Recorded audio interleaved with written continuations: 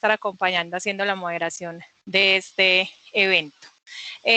Quisiera pues como hacer una pequeña introducción acerca de la importancia que ha cobrado el agilismo en los últimos años, no solamente pues en el campo tecnológico de desarrollo de software donde surgió, sino realmente en todas las organizaciones que deben estar a la vanguardia pues de las necesidades del mercado y estar obteniendo mejores resultados, lo que lo convierte el agilismo entonces en un aliado estratégico en los procesos de transformación digital de las empresas, y pues precisamente por eso nuestros invitados de hoy traen esa experiencia que tienen al interior de sus compañías. Entonces primero quisiera saludar a Florencia Maneiro, ella es de Texto, ella es Agile Leader, con más de 12 años de experiencia en diversas disciplinas, reingeniería de procesos, liderazgo de equipos, dominio de negocios de seguros, liderazgo en la adopción de nuevas tecnologías y metodologías. Florencia, buenos días. ¿Qué tal? Buenos días, un gusto estar acá. Gracias por la invitación. Muchas gracias, Florencia.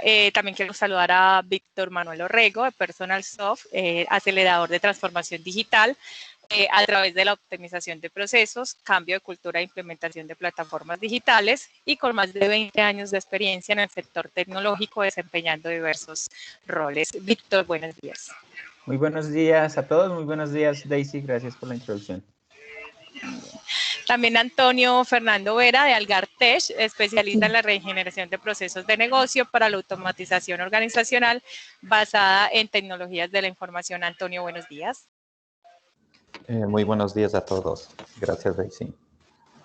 Muy bien, gracias, Antonio. Y finalmente a Pablo Mejía, de Pragma, Enterprise Agile Coach Senior y consultor en agilismo, enfocado en hacer que equipos y personas, que significa operar en la complejidad y, por tanto, la necesidad de cambiar sus formas de trabajo y cultura utilizando mindsets ágiles. Pablo, ¿cómo estás? Bienvenido. Muy buenos días a todos. Bienvenidos. Bueno, a todos muchas gracias por acompañarnos, a los asistentes también. Nos pueden dejar en el chat también sus preguntas. A medida que vamos avanzando podemos ir resolviéndolas. Yo quisiera, digamos, comenzar esta conversación sentando como las bases acerca de lo que es el agilismo. Entonces quisiera comenzar con Pablo, que nos hiciera una pequeña introducción acerca de qué son los frameworks ágiles, brevemente. Ok.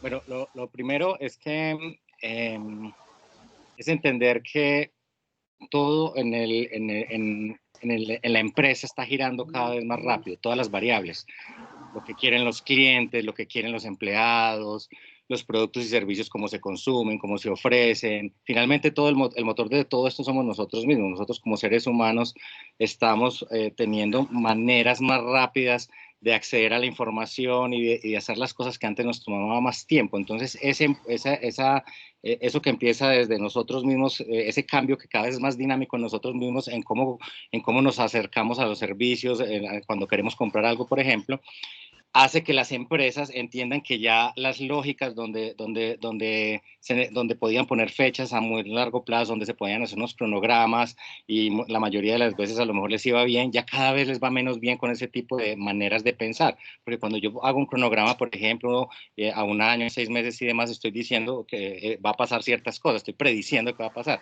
Como todo el entorno se está girando cada vez más rápido, es muy difícil, es cada vez más difícil esos pronósticos. Y no solo a nivel de cronogramas, a nivel de las gerencias, de la parte estratégica de las empresas que definen, no sé, planes para la compañía y demás. Entonces, el agilismo es una forma de trabajo, no una metodología, y quiero hacer claridad en eso. Una metodología es muy prescriptiva y dice el paso a paso lo que hay que hacer. Un framework de trabajo, pues digamos que el agilismo son muchas cosas que ya les voy a decir, pero con tu pregunta como manera de trabajo, digamos que hay unos frameworks que soportan estos mindsets de pensamiento. El agilismo son los frameworks de trabajo más los mindsets de pensamiento y la parte cultural. Todo eso es el agilismo. Ya les voy a mostrar una imagen para ejemplificarlo. Pero lo importante es que son unas nuevas formas de trabajo que están orquestadas a través de unos frameworks, que el más famoso es Scrum, que probablemente algunos lo hayan oído, y también Kanban, como dos de los más conocidos, pero hay más, que nos ayudan ya nos dan unas herramientas ya más puntuales de cómo reunirnos, cómo entender el trabajo de manera que sean ciclos cortos para precisamente acotar esa complejidad, acotar ese entorno cambiante que existe en el mercado. Entonces nos dan esos frameworks nos dan unos lineamientos de cómo ponernos a trabajar colaborativamente alrededor de un propósito común, sacando producto continuamente al mercado. Y continuamente me estoy refiriendo a plazos de 15 días a un mes, de un proyecto completo. Ahí está el concepto iterativo incremental. Entonces, cada mes se va el producto o servicio que estoy trabajando, lo estoy sacando al mercado en ciclos cortos, aunque sea un subconjunto del proyecto completo, de la iniciativa completa, del servicio completo que se esté desplegando, pero en ese momento estoy viendo la verdad del entorno. Y en un entorno que está cambiante y que ya lo desconozco. Entonces, ahí es donde vienen a operar estos frameworks, este tipo de mecánicas ágiles que nos ayudan a navegar en la complejidad, en lo que significa la complejidad. Y si me permiten, en 30 segundos les muestro esta imagencita para todas las personas. Voy a compartir mi pantalla.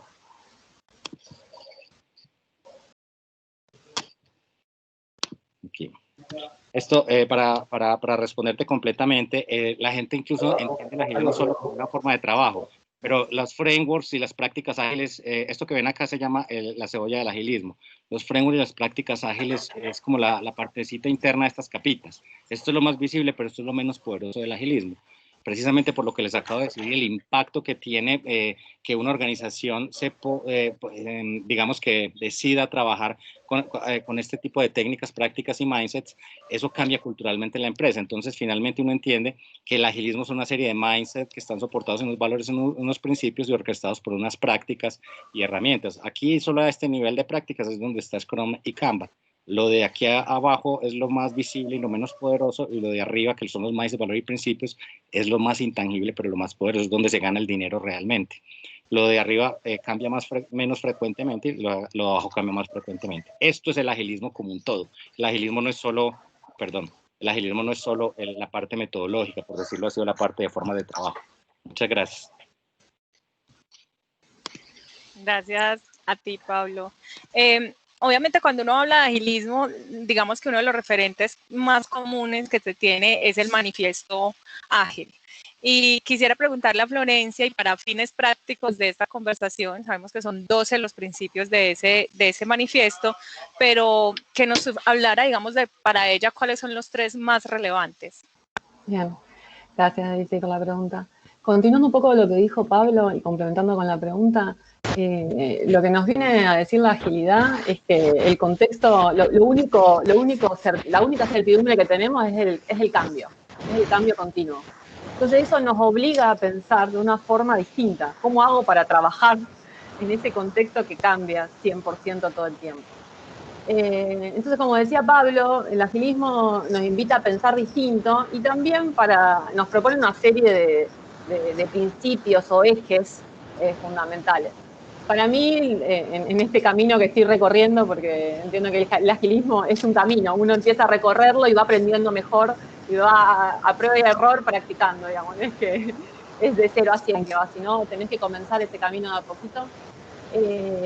Los principios que más tuvieron significado, que vi en gran medida, fueron la base de la comunicación cara a cara, de los equipos motivados.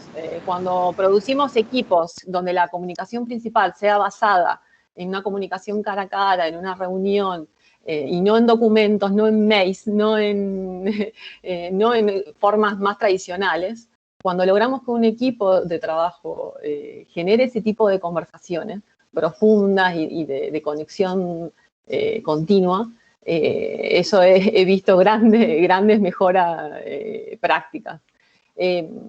Otro principio creo que es fundamental en el agilismo es la mejora continua. La mejora continua implica inspección, o sea, todo el tiempo es a intervalos regulares, che, ¿qué hicimos bien? Che, ¿qué hicimos mal? Che, ¿qué me salió bien? ¿Qué me salió mal? Muchas veces uno en la vorágine del día a día no para. Y eso fue el segundo como principio que a mí me significó un montón. Yo le digo parar la pelota y ponerse a reflexionar, ok, ¿qué hice bien y qué hice mal? En grupo, en equipo. para, en conjunto, diseñar qué próximo paso puedo hacer para mejorar. Y son varios los principios, pero por decir un tercero, que lo relaciono, que son fundamentales, al generar una conversación basada cara a cara, en generar unos puntos de reflexión continua, digamos, esa comunicación cara a cara en el equipo, con el cliente, una cercanía. Lo tercero es que eso genera un ambiente de trabajo en equipos motivados, en equipos autoorganizados, digamos, que nosotros vamos a lograr generar los mejores valores, los mejores trabajos, la mejor productividad, por decirlo de alguna forma, con equipos motivados, con equipos que sean felices, digo yo, que sean felices de hacer lo que hacen, digamos. Así que creo que son esos los tres ejes que a mí más se significaron: la conversación cara a cara, la comunicación continua con el equipo, con el cliente, el parar la pelota y el reflexionar. Y esto produce ese grupo de trabajo humano que quiere trabajar entre ellos, y se produce una motivación y se produce una autoorganización también. El promover que los equipos tengan empoderamiento también, le digo yo, o autoorganización. Así que, por nombrar algunos, esos son los que más significan para mí, en mi camino. Gracias. Quisiera continuar contigo, Florencia. De hecho, Pablo ahorita lo mencionaba en esos ambientes complejos en los cuales nos encontramos. Quisiera que habláramos acerca de qué ha cambiado dentro de las organizaciones o dentro de nuestros contextos, qué ha hecho querer comenzar a aplicar estas nuevas prácticas de trabajo. Bueno, para mí, vuelvo a decir, lo que cambió es lo que tenemos que tener en cuenta es que tenemos que hacer una percepción importante sobre lo único certidumbre es el cambio. Y muchas veces en todas nuestras tareas, tanto ingenieriles como gestión de software o otras, aprendimos a gestionar nuestras empresas más de forma, una cosa después de la otra, con periodos de tiempo más cerrados, con una organización y una planificación dura. Y en este contexto donde este año nos lo dijo el mundo, donde cambio es la única certidumbre, hay una palabra que refleja mucho la agilidad, que es sinónimo, que es la adaptabilidad. Y las viejas formas que tenían no nos dejaban adaptarnos rápidamente. Por seguir procesos, por seguir las prácticas que habíamos aprendido de toda la era industrial, no nos estábamos adaptando, no nos estábamos llegando. Y eso significa que no estábamos llegando con valor al cliente. Y eso significa la subsistencia de las empresas. Si vos no llegás con valor al cliente, el cliente no te valora y no te compra, no te elige, no te toma. Así que creo que ha habido un cambio, tiene que haber un cambio interno, de percepción interna de las empresas, en donde la concepción de trabajo ingenieril, digamos, está mutando, no funciona más, sino que funciona en un contexto de cambio constante, y que el cliente también está valorando eso, que las empresas puedan llegar con servicios, productos, a las necesidades que tengan, que les generen valor, digamos. Así que es un poco como, para resumir, en mi humilde opinión. Gracias, Florencia. Hablando precisamente de esas empresas que, digamos, en estos momentos trabajan con esos métodos tradicionales y que quisieran hacer esos cambios, quisiera preguntarle a Víctor cuáles serían, digamos, esos primeros pasos que deberían hacer o cuáles eran esas prácticas que primero deberían preocuparse por cambiar si quieren comenzar a trabajar bajo el método ágil. Bueno, gracias, Daisy. Pues mira, definitivamente, pues hoy en día nos enfrentamos pues a esos grandes retos, ¿sí? De empresas que se preguntan, bueno, ¿y cómo vamos a realizar ese proceso de transformación, ¿no?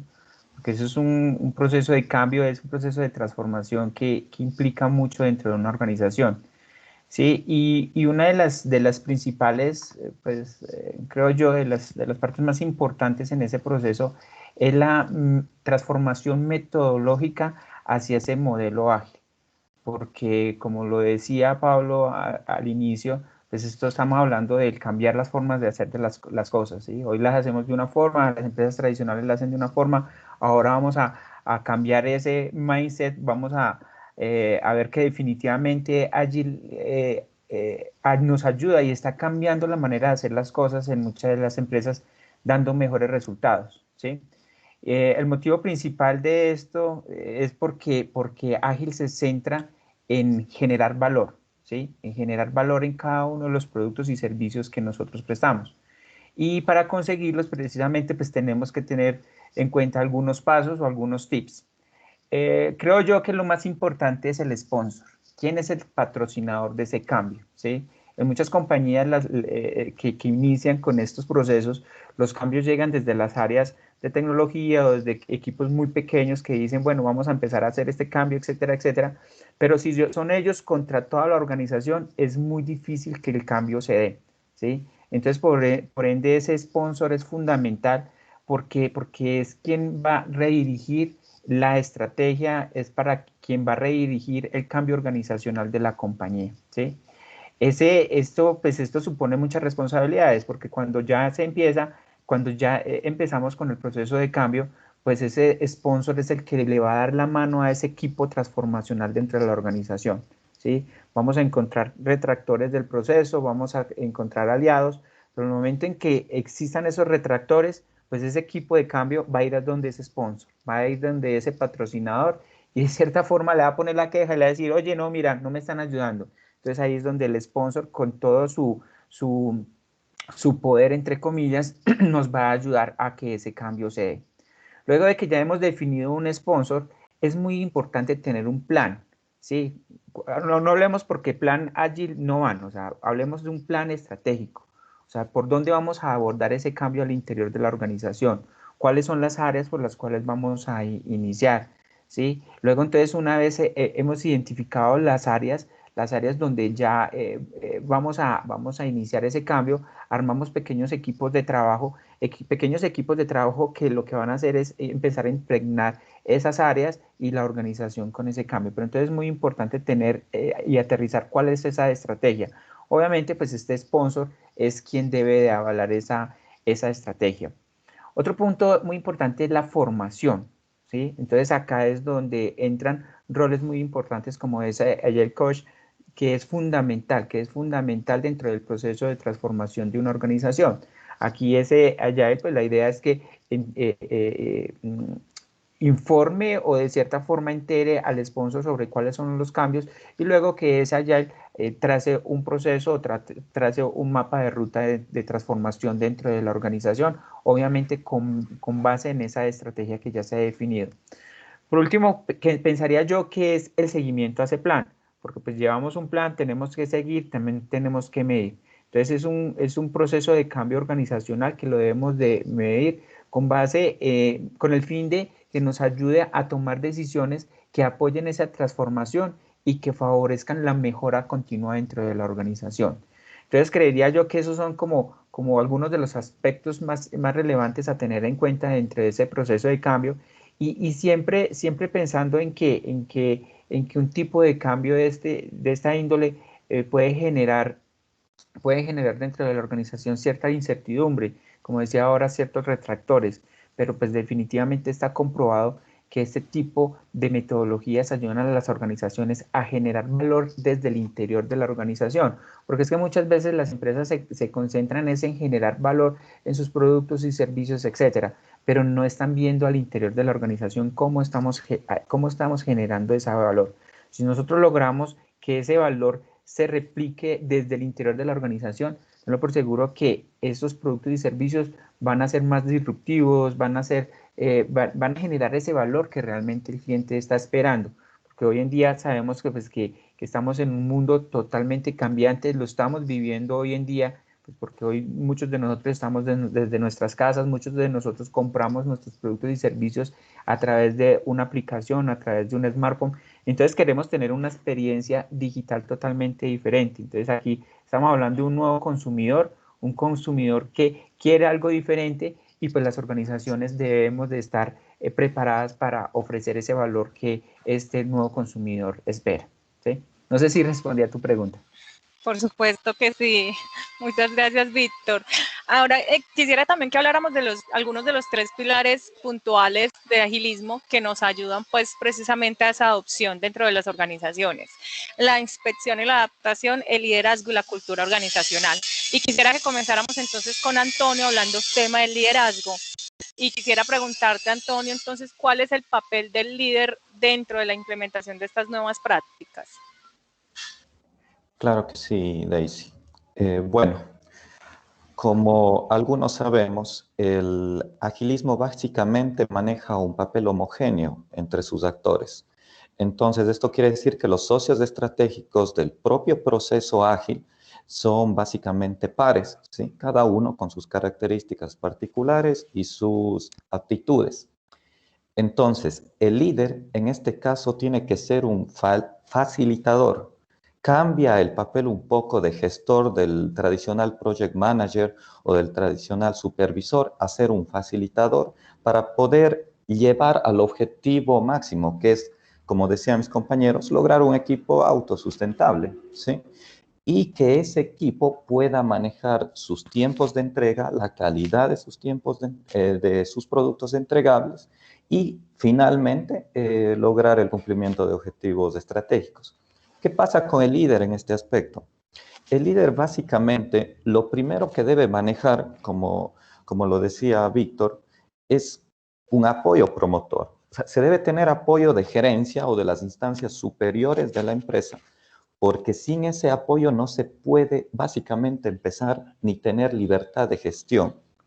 Segundo, un líder lo que debe enfocar es que su equipo tenga el marco teórico necesario para afrontar todos los retos y todas las dificultades, procesos que llevan básicamente el pensamiento y la filosofía ágil, porque como lo decía Víctor, básicamente es una filosofía y es un pensamiento, es un mindset, como se lo dice hoy en día de moda, ¿no?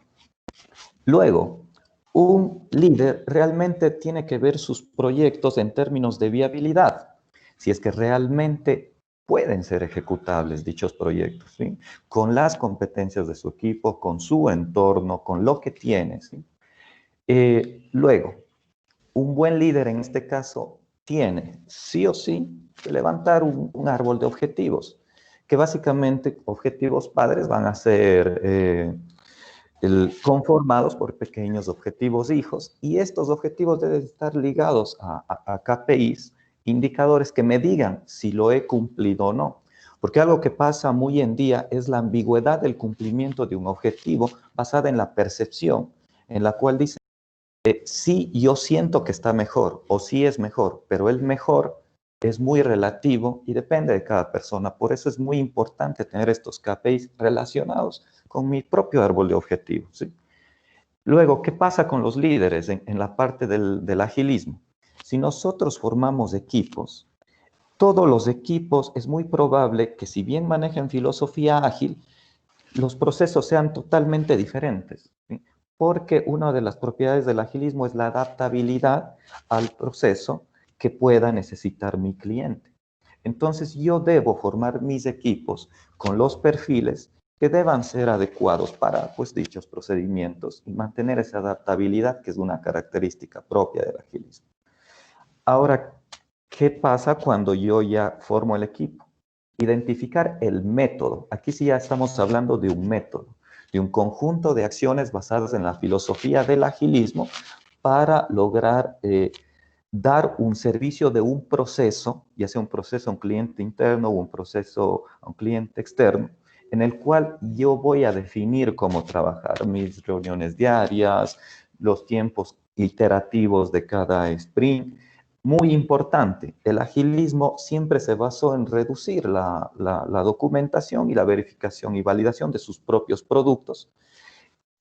Y esto en ocasiones puede ser un problema, dado que se tiene muy liviano este tema de la documentación. Y por eso siempre hay que evaluar el método que se usa para básicamente definir hasta dónde puedo ponerle robustez en estos términos. ¿Qué más tiene que hacer un líder en un ambiente ágil? básicamente un plan de proyecto. Un plan de proyecto en el cual yo posteriormente pueda hacer una ejecución, ¿sí?, de dicho plan, el monitoreo, como incluso Víctor también lo dijo en el tema de implementación, y el proceso de mejora continua que todos sabemos. Esa retrospectiva de la que se hablaba al principio, ¿sí?, en la que yo tengo que, como decía, parar la pelotita y decir, a ver, ¿cómo puedo mejorar lo que estoy haciendo? O cómo mitigo todos esos riesgos que tuvieron ocurrencia en esta situación. Entonces, básicamente, en conclusión, un líder se convierte en un facilitador que lo que pretende es que su equipo llegue a tener la competencia y las características para lograr esa autosustentabilidad y esa calidad en los tiempos esperados. Antonio, me quedo contigo porque cuando se habla de liderazgo, también hay un tema que es muy recurrente y que la gente se pregunta mucho, y también quisiera que Pablo nos complementara, y es cómo pasar de ser un jefe a ser un líder. Entonces, Antonio, si quieres comenzamos contigo. Claro. Como te decía al principio, nosotros en la experiencia que tenemos, tradicionalmente teníamos el rol de project manager, que era una persona con una jerarquía mayor que básicamente lideraba un proyecto dando las directrices que se tiene que hacer a cada uno de los integrantes para lograr un objetivo estratégico. Pero el liderazgo básicamente, como te acabo de comentar, cambia eso, esa potestad jerárquica, y deja de ser una persona que dicta las actividades que se deben hacer y se convierte el líder en un socio estratégico más, que es una parte de la inteligencia colectiva de todo el equipo ágil, que cada uno con su determinada competencia y su determinado alcance y facultad está enfocado en un objetivo propio, que al final, como te hablaba, logran el objetivo padre con el cumplimiento de cada uno de sus hijos. Y Pablo, hicimos también un webinar acerca del liderazgo como un factor clave del agilismo, y esta era una como de las preguntas más recurrentes. ¿Cómo cómo hacer ese cambio de jefe a líder? Primero es entender el por qué tengo que cambiar de jefe a líder, ¿sí? Y de fondo, detrás, si uno mira la estructura de jefe, un jefe que, cuando digo jefe, son personas que están orientadas a que un plan de trabajo se cumpla, que la gente sí esté haciendo lo que esté haciendo. En términos generales es eso. Entonces, ¿qué hay detrás de eso? De estar mirando. Hay un tema de desconfianza, no en el mal sentido de la palabra, sino pues en el buen sentido. Quedó construido así la forma de trabajar de las organizaciones, una desconfianza en que el otro sí va a hacer la cosa, en que el otro sí es capaz, en que el otro no necesita a alguien que lo esté vigilando. Es por lo que hablábamos ahorita, que mencionaron pues que veníamos del modelo de fábrica, ¿cierto? Eso pasa por eso.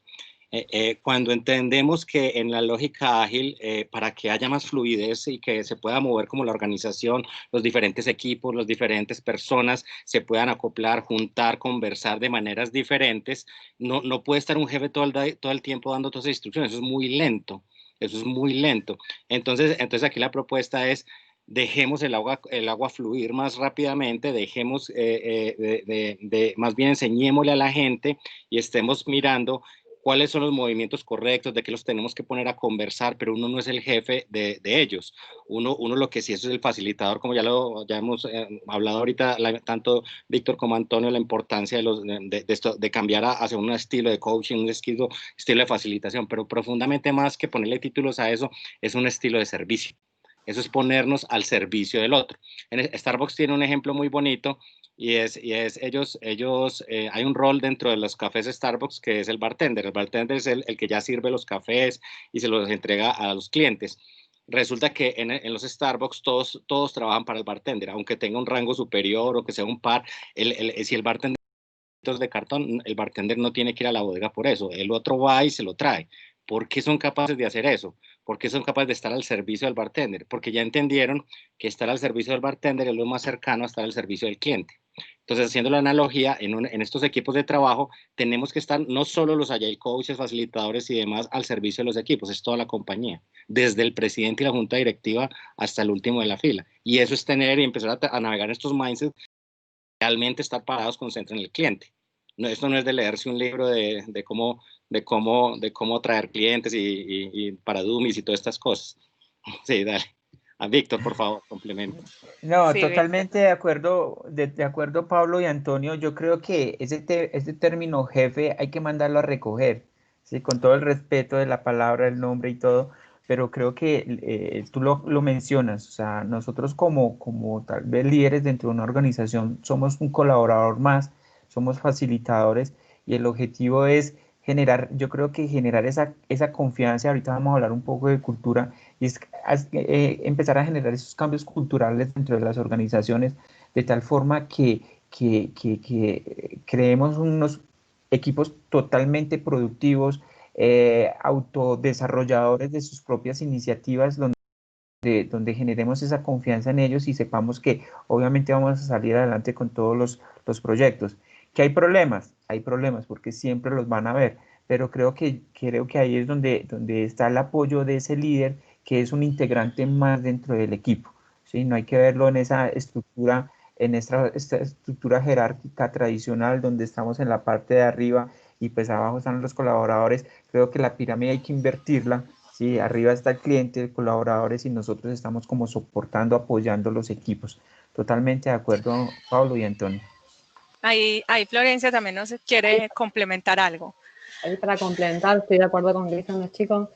Lo que agregaría es, para pasar de jefe al líder, también lo primero que hay que hacer es hacer una inspección interna, digamos, una reflexión. La agilidad promueve ese parar la pelota y reflexionar en grupo.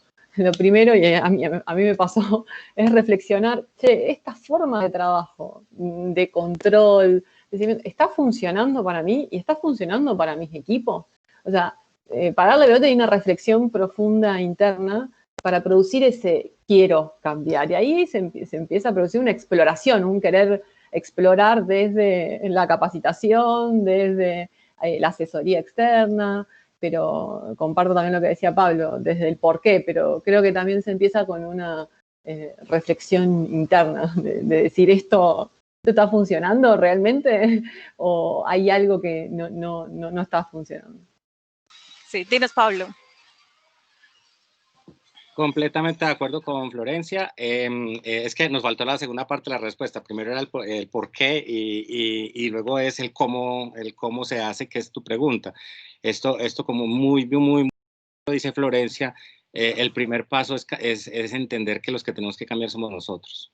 No hay que ir a cambiar ninguna empresa, no hay que ir a cambiar ningún equipo. El primer pasito es cambiar nosotros mismos. ¿Qué significa eso? Hemos estado acostumbrados a tener la razón, hemos estado acostumbrados a dar instrucciones, hemos estado acostumbrados a muchas cosas. Entonces ahora pasar de una costumbre de esas a una costumbre de estar observando qué puede necesitar el otro, cómo lo ayuda a florecer, cómo lo ayuda a cambiar. Entonces requiere una energía diferente, requiere un despertar diferente. Cuando, en mi experiencia personal, cuando yo estudié coaching, yo dije, qué bueno ayudarle a la gente. Y cuando estudié, en la primera semana volví y le dije al gerente de la empresa, sabes que esto era para mí. Esto no era, pues, esto era para yo cambiar para los otros. Entonces, cuando uno descubre ese tipo de cosas y uno mismo se va cambiando como ser a estar al servicio, hay personas que naturalmente están al servicio, o sea, esas no les cuesta menos que a mí, por ejemplo, pero cuando ya realmente conectas y haces el clic en tu cabeza y te pones como los de Starbucks al servicio del otro, la pregunta es, ¿qué llamado a la aventura es ese? Estar al servicio del otro. ¿Y qué me implica a mí en mis cambios profundamente conceptuales, personales, más allá de lo académico, en mi cambio, en mis formas de ser, en mis principios básicos, en mis creencias, alrededor de los resultados de negocio, alrededor de servicio al cliente, un montón de cosas? Y entonces, dándole pues más fuerza al mensaje de Florencia. Por supuesto, requiere el primer cambio, es en uno. Listo, Pablo. Por ahí Víctor también nos estaba señalando. Sí. ¿Quieres complementar algo? Sí. Gracias, Daisy. Sí, mira que esto me recuerda por allá un caso en un cliente en Centroamérica donde al inicio de abordar un proceso de estos, uno de los participantes del proceso pues no creían en temas de agilismo, no creía en esto, no creía en los cambios, Era ese stakeholder negativo que todos decimos, Dios mío, necesito encontrármelo para poderlo cambiar. Efectivamente, lo encontramos. El proceso fue, o sea, fue tan tremendo con él que al finalizar ya nuestra consultoría, él era uno de los mayores defensores del proceso, con decirles que al inicio muchas de las personas que trabajaban con el equipo le tenían hasta miedo, decían, no, no podemos llegar tarde, no podemos incumplir porque pues eso es un problema. Y al último el cambio fue total. Entonces, totalmente de acuerdo, Pablo, el cambio debe ser desde el interior de nosotros mismos. Cuando nosotros logramos ese cambio se proyecta en el equipo de trabajo y obviamente pues los resultados allí son muchísimo mejores. Gracias. Sí, dime. Hay una frase que por ahí no me acuerdo de dónde leí, pero el comportamiento de un grupo de trabajo refleja el comportamiento de sus líderes. Si un líder comienza a generar ese cambio de introspección interna, seguramente va a llamar a ese cambio de grupo. Así que todo comienza, digamos, los cambios profundos en los líderes o referentes de grupos de trabajo. Muchas gracias, Florencia. Les recordamos a los participantes que ahí en la opción del chat pueden ir dejando sus preguntas para que las vayamos resolviendo con nuestros invitados. Hemos hablado ya, digamos, como de esos primeros pasos para la implementación y de precisamente la importancia que tiene el papel de los líderes para comenzar a la implementación y a la adaptación de estos frameworks y de estas prácticas ágiles. Entonces, quisiera hablar con Víctor precisamente de esos factores culturales que se deben, digamos, adaptar o se deben trabajar para la implementación del agilismo. Bueno, Daisy, bueno, mira, definitivamente pues las empresas y organizaciones necesitan reinventarse, ¿sí? Para dar respuesta a esos retos en un entorno marcado por una economía cambiante, más competitiva y bueno, con nuevas exigencias, ¿sí? Allí es donde entran este tipo de barreras, ¿sí? Donde la mayor barrera que existe dentro de una organización es la resistencia al cambio. ¿Sí? La clave para conseguir ese cambio, pues yo lo veo desde muchos puntos de vista. De hecho, la gran mayoría de empresas cuando son tradicionales o de pronto están acostumbradas a hacer las cosas de una forma, estamos en una zona de confort, estamos en un pequeño círculo acá donde no queremos salir no queremos salir de allí porque pues todo lo hacemos muy bien y pues los resultados se dan como se den, pero se están dando. Entonces es ese miedo de salir y explorar tal vez ese abanico de posibilidades que definitivamente si se rompe esa barrera podemos llegar a ser muchísimo más productivos, ¿sí? Entonces acá la colaboración de las personas debe ser bien importante en ese proceso de cambio cultural. De cierta forma yo veo el cambio cultural, hablemos mejor de cambio organizacional, yo lo veo como en 4 grandes factores. Cuando se hacen estos cambios tenemos que empezar a atacar la cultura, ¿sí? La cultura, los temas de liderazgo, tenemos que analizar cómo los líderes van a afrontar esos cambios, las estructuras de las compañías empiezan a cambiar y hasta los procedimientos y las políticas de las compañías cambian. Son cuatro grandes variables que nos van a permitir generar esos cambios culturales dentro de una organización. Entonces, obviamente, pues aquí hay una predisposición a ese mundo desconocido, hay una resistencia a hacer las cosas de una forma totalmente diferente. Entonces, acá la persona juega un papel fundamental, porque como lo decíamos ahora, creo que Pablo hablaba de eso, pues es la persona, somos los seres humanos los que debemos de cambiar. Entonces, aquí hay barreras muy importantes que reventar, por decirlo así, dentro de esos cambios culturales, la forma de hacer las cosas, la forma como veo el entorno al interior de la organización, la forma como la organización se está proyectando hacia el exterior, la forma como proveemos esos productos y servicios. Es más, aquí podemos hablar hasta de nuevos modelos de negocio, porque cuando logramos esos cambios, cuando logramos esos cambios culturales, cuando logramos todo eso, podemos hasta llegar a generar unos nuevos modelos de negocio para este mundo que es cambiante. Entonces yo vería como ese cambio cultural, ese cambio organizacional desde esos 4 puntos de vista, de la estructura, el liderazgo, la cultura organizacional como tal y pues políticas, procedimientos pues que tendrían que estar ya como enfocados a esas nuevas metodologías, a esa nueva forma de hacer las cosas. Por aquí tengo la mano levantada de Pablo. ¿Quieres complementar algo? ¿No? Bueno, no. Bueno, listo. Igual quisiera entonces también que siguiéramos con Pablo, Pablo, porque no te digamos, escuchamos. estás hablando, Pablo Pablo. está en silencio, Pablo está en silencio. Perdón, sí, tenía la mano levantada desde hace un rato, pero igual puedo complementar no solo una anotacioncita Sí. complementando lo de Víctor. En el tema cultural, nosotros pues estamos acostumbrados a trabajarlo con cuatro Ds. La primera D es definición. ¿Qué son definición? Que se pongan de acuerdo todas las personas en cuáles son los mindsets, los principios, los valores, lo que llamamos ahorita, que eso es lo que van a compartir como pensamiento.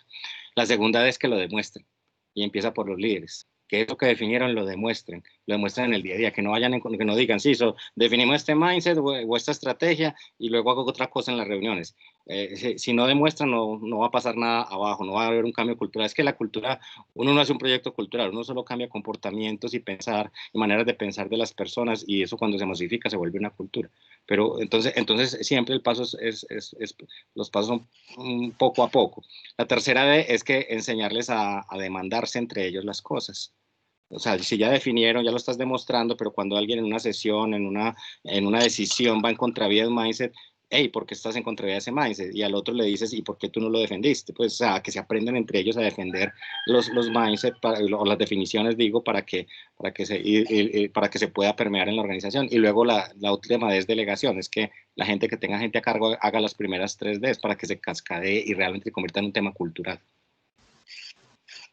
Gracias, Pablo. Me quedo contigo porque quisiera que ahondáramos en el tema, de hecho ya Florencia lo mencionó al comienzo, del mindset de la inspección y la adaptabilidad, que es tan importante dentro del agilismo y que de pronto es uno de los que podría, digamos, dentro de organizaciones tradicionales, pues, digamos, tener más trabajo para la adopción. ¿Qué deberíamos hacer dentro de las organizaciones precisamente para esa adopción de ese mindset?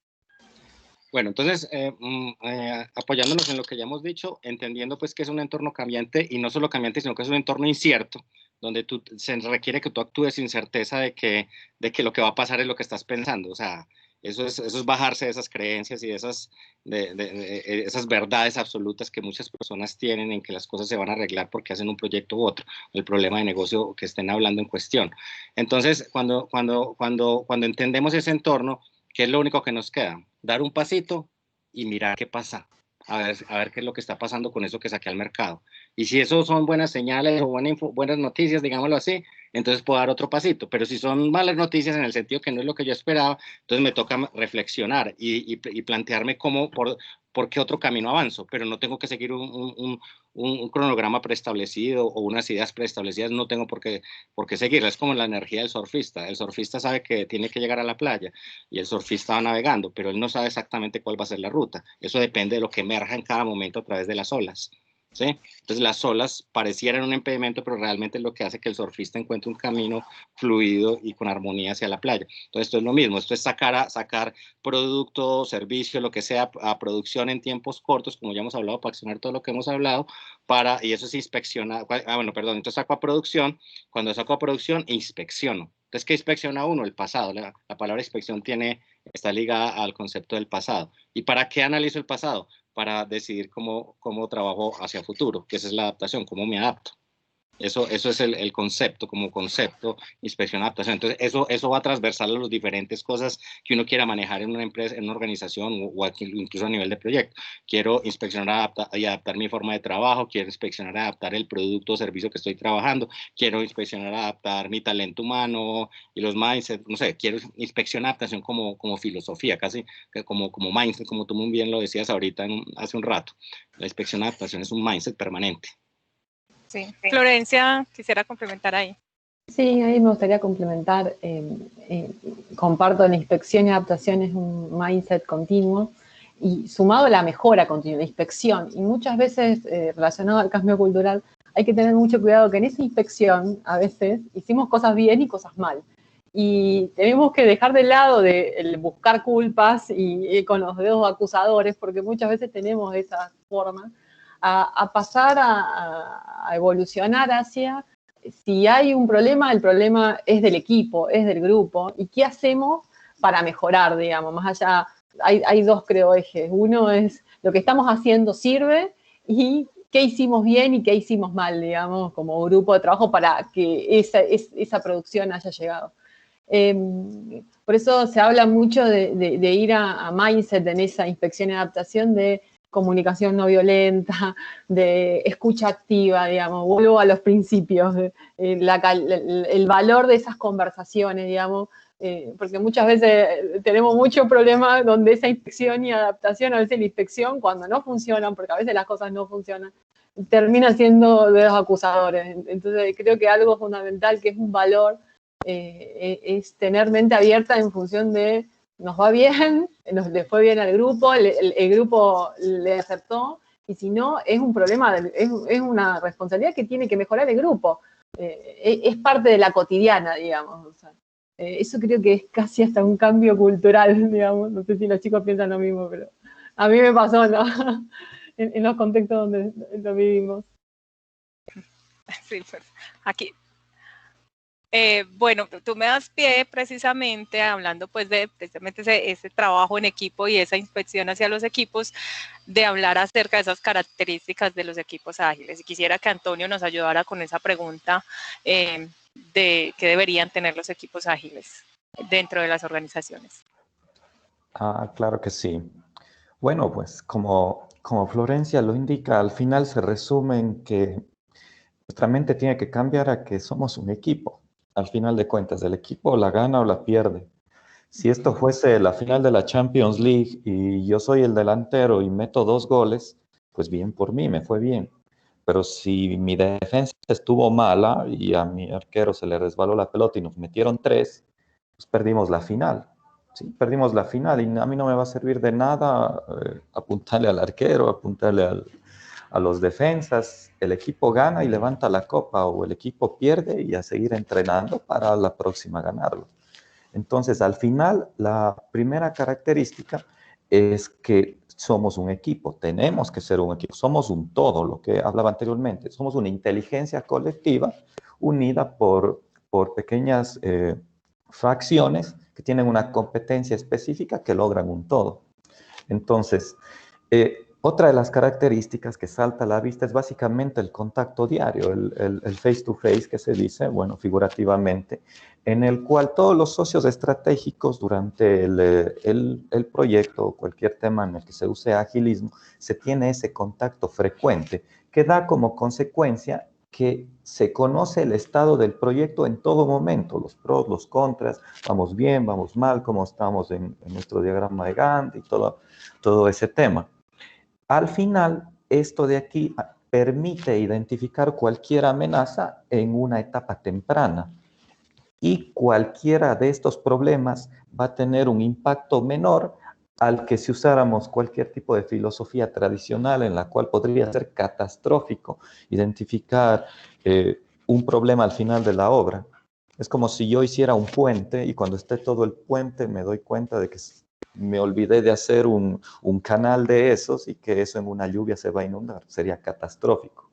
Mientras que si yo voy evaluando durante el tiempo que lo voy construyendo, puedo mitigar eso y mi costo podría ser mucho menor. Eso es básicamente lo que se dice que es la capacidad de cambio y la adaptabilidad al caos, porque nosotros vivimos en el caos y cualquiera que piense en tener esa estabilidad y esa comodidad está engañado. Debemos tener esa capacidad en nuestros equipos de adaptarnos al caos para manejarlo, ¿sí? Y asumir que así existe. Otra característica es que se segmenta el todo en partes más pequeñas, que la llamamos un sprint, es una parte pequeña de un todo. Un sprint contiene historias de usuario, que es una parte de un sprint, y las historias tienen criterios de aceptación que tienen que ser cumplidos. Entonces, cuando yo voy del grano creciendo, puedo ir cumpliendo esos criterios hasta lograr básicamente mi todo.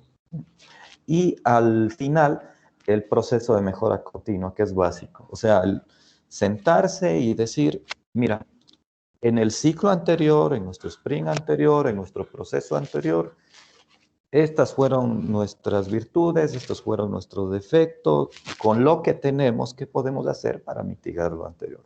Básicamente eso es un resumen de las características que hoy en día deberían tener los equipos ágiles en nuestro entorno. Sí. Ahí Pablo también quiere complementar algo. Sí, complementando a Antonio y estando de acuerdo pues con lo que dijo Antonio, por supuesto. Hay un tema, yo les quiero dejar una frase de Fred Kaufman alrededor de esto de los equipos, y es: no existe tal cosa como que el hoyo está a tu lado del bote. Imagínense ese escenario. ¿Qué sentido tiene esa frase? Eso es porque no hay conciencia que estamos en el mismo bote.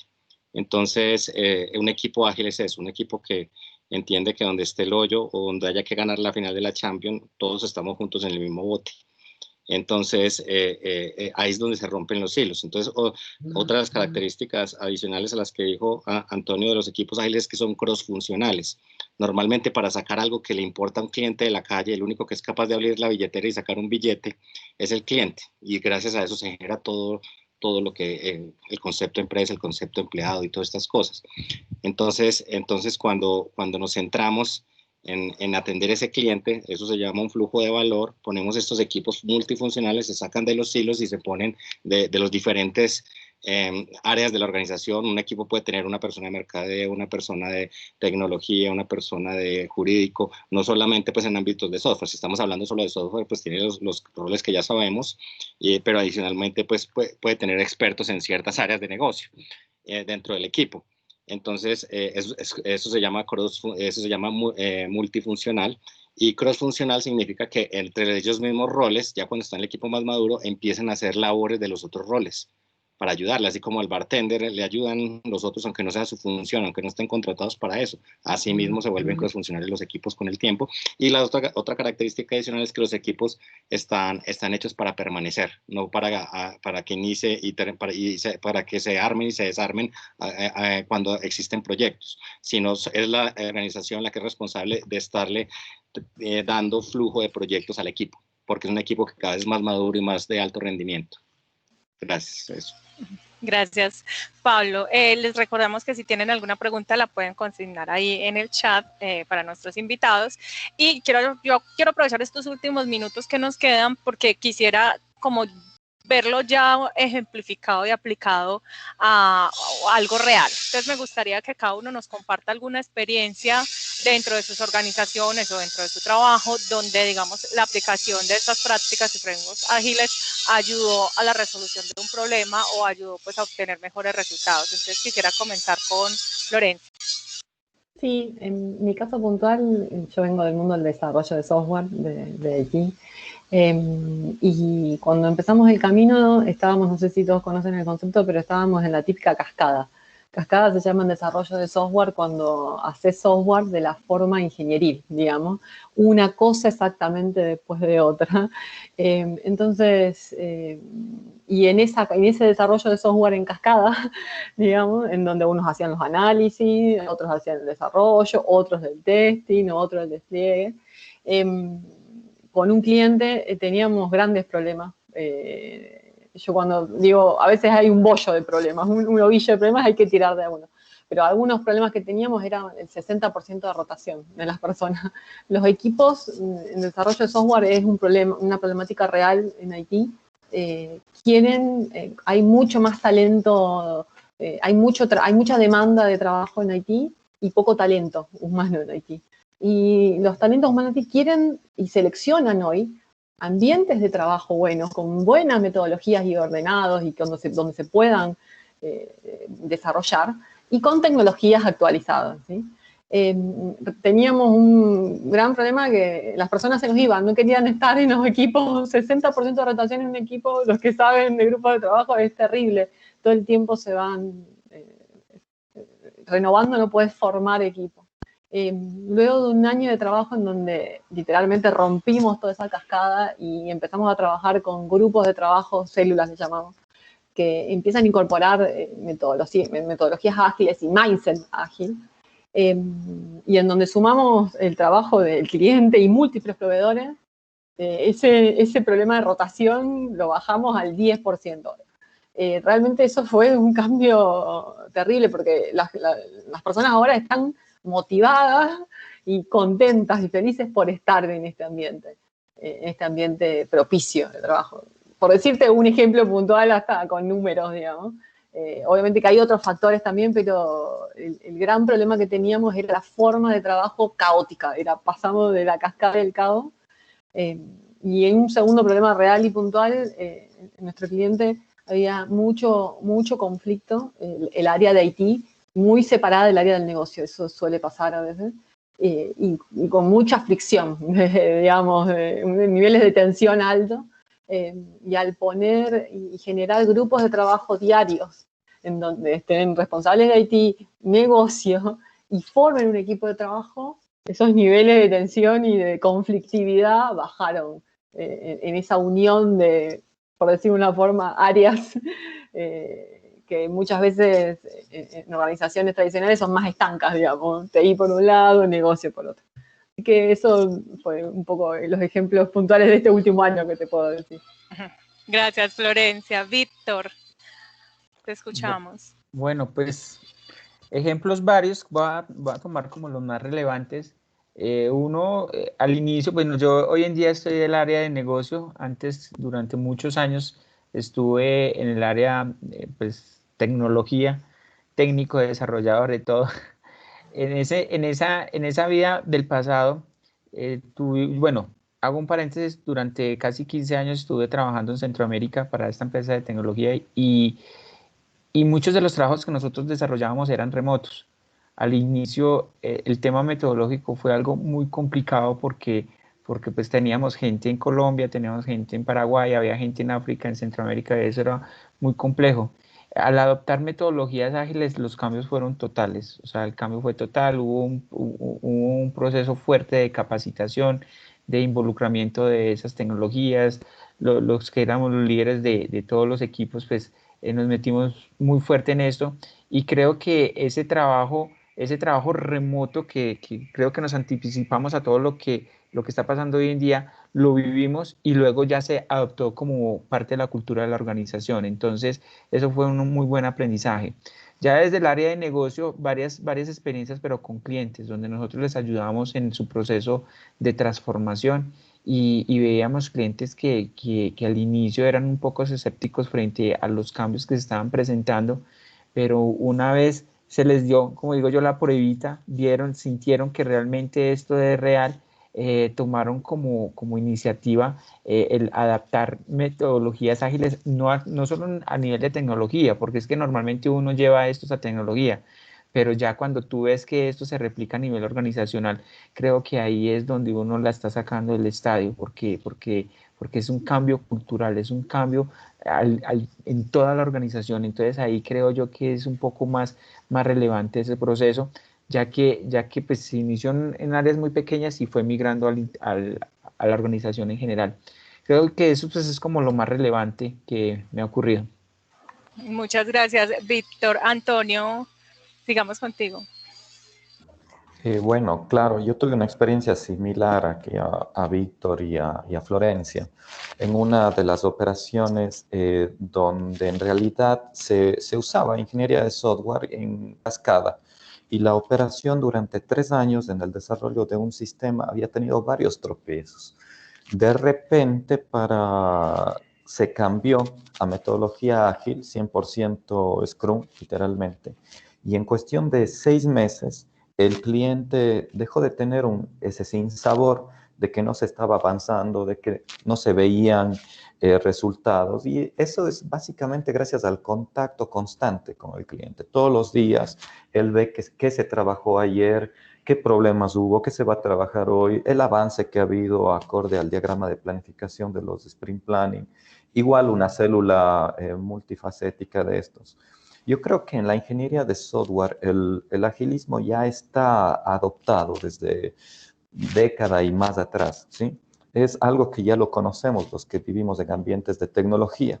Ahora el reto más es básicamente, como lo decía Víctor, orientarlo a otras disciplinas, donde puedan ser practicadas desde el área contable, desde el área financiera. En nuestra empresa, literalmente se ha hecho este 2020 una campaña que se llama Sé Ágil, para coger la propia filosofía del agilismo e introducirla a otras áreas, a talento humano, a logística, al comercial, para poder dar un manejo a tipo de operaciones bajo las filosofías ágiles y que puedan, como dicen mis compañeros, palpar esa sensación de una funcionalidad nueva, Entonces yo creo que ese cambio de mentalidad es el reto que nos queda de ahora en adelante para que se extienda este tipo de filosofía, pues básicamente a otras áreas.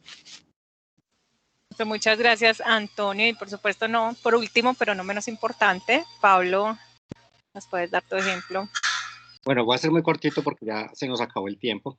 Entonces, hay muchas experiencias. Hay experiencias de cambios de core de $30 millones, donde de esos proyectos que parecían enredados y no salía de la nada, y lleno de proveedores, más de 100 personas alrededor, proveedores de diferentes latitudes, con otros lenguajes, con traductores simultáneos, unas cosas impresionantes que estaban trabajando así por minicilos dentro del proyecto, y de pronto hicimos estos equipos multifuncionales y los pusimos a trabajar con lógica ágil y empezaron a sacar producto de un cambio de core entre 1 y 2 veces al mes sacaban producto a producción. Entonces ya el patrocinador y el negocio se le bajó la presión y empezó a ver lo que estábamos hablando ahorita. Y el chiquitico, el ejemplo chiquitito, es en el mismo Pragma teníamos un área que tenía en su momento 4 personas para todo lo que fuera servidores e infraestructura. Y vivían colgados de tiempo, se quedaban por la noche, los fines de semana, y de pronto renunció uno, el que más trabajó, el que más sabía, el que más trabajo tenía. Los montamos en un método Kanban de trabajo, y a los 3 que quedaban ya les sobraba tiempo. Eso es lo que les puedo decir de esa magia, de lo que pasa cuando uno realmente empieza a navegar en esto. Los tengo que dejar, ¿vale? Muchas gracias, Pablo. Muchas gracias. Igual ya vamos a finalizar. Ya se nos acaba el tiempo. A todos nuestros invitados, Florencia, Víctor, Antonio, por supuesto a ti, Pablo, les agradecemos mucho, y a quienes nos estuvieron acompañando en este conversatorio. Muchísimas gracias. Sé que este tema podría ser mucho más a profundidad, pero bueno, espero que igual haya sido una conversación bastante fructífera para todos. Jennifer, si quisieras ya cerrar, ¿vas por ahí? También agradecer pues a los expertos de nuestras empresas que nos acompañaron hoy, y a las personas que estuvieron durante este espacio escuchando estas experiencias tan valiosas. Muchísimas gracias por estar aquí. Ya próximamente estén muy atentos a todas las redes de Intersoftware cuando saquemos la segunda temporada de Tecnología para Ti, donde tendremos muchos más expertos de nuestras empresas corporadas compartiendo con ustedes. Muchísimas gracias. Muchas gracias. Nos vemos. Hasta luego, gracias. Muchas gracias. Hasta luego, gracias. Gracias.